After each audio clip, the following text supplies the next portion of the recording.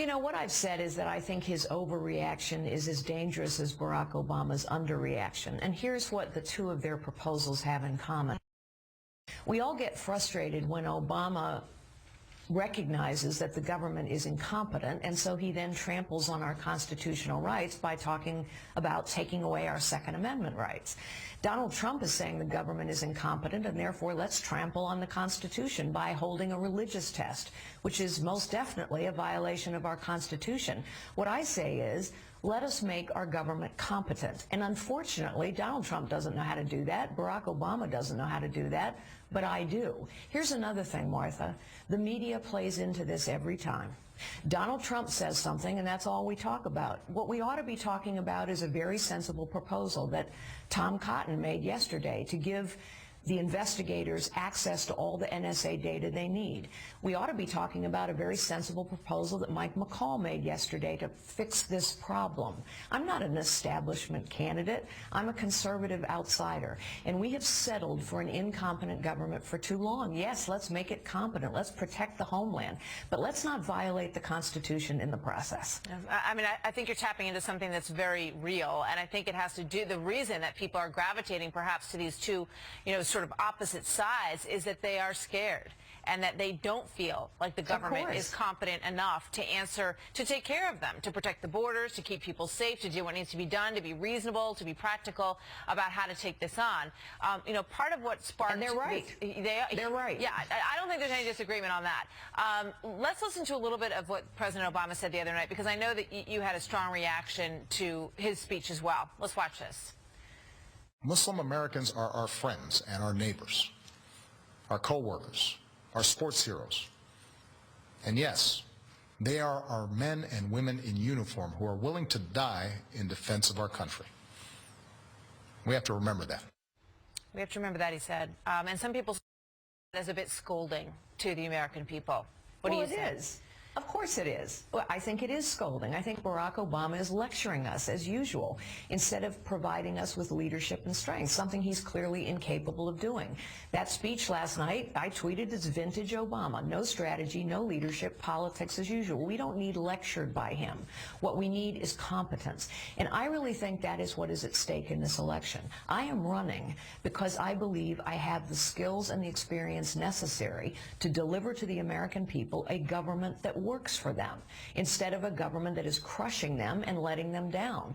But what we need to remember, especially as conservatives, our Constitution is the document we need to make this government competent. Our Constitution says this was intended to be a citizen government. Our political class has let us down. 80% of the American people think the professional political class cares more about their ambition, power, and privilege. 75% of the American people know the government is incompetent.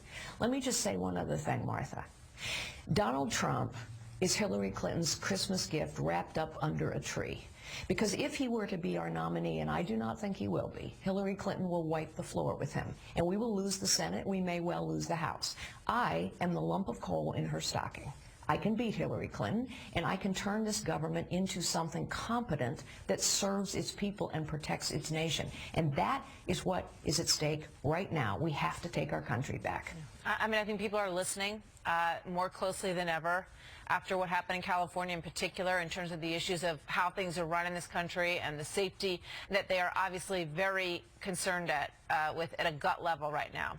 You talk about the fact that you believe that Donald Trump can't win. There's increasing discussion among the political pundits at this point about a brokered convention, that he will not give in, that he will all the way, and that there are many who do not want to see that happen. Here's Laura Ingraham this morning on Fox and Friends. Watch this. And we could very well see, because of this, and they're just despising what he stands for and nationalism and so forth, this could ultimately lead to a crisis at the convention, where the Republican Party basically rips itself apart to prevent him from becoming the nominee. Is she right? Well, I don't know. I have a lot of respect for Laura Ingraham. Certainly, that's one of the reasons why Hillary Clinton considers Donald Trump the gift-wrapped present under the tree. I'm not a member of the establishment. I'm a conservative outsider. And I am running for president because I think it is time we take our country back. And that means we cannot hand the presidency to a career politician again, but we also cannot hand our presidency to incompetent people who talk tough but who won't deliver because they can't deliver. Donald Trump says, for example, you don't want to know my strategy to defeat ISIS.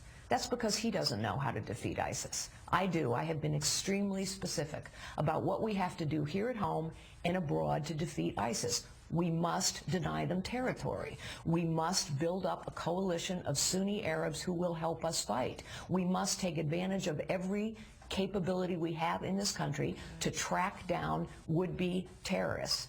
By the way, we are not engaging the private sector at all. I come from the technology industry. We need to engage the private sector because technology has moved on a long way, 14 years to be precise, from the Patriot Act, 4 years from Obama's cyber strategy. We can fix this, but we're not going to fix it by fear-mongering and rabble-rousing. You and I spoke about it back in Cleveland. We need to get Google and Apple on the same page of that, and That's hopefully right. you can go do something that will lead to that result. Thank you very much, Carly Fiorina. Always good to have you with us.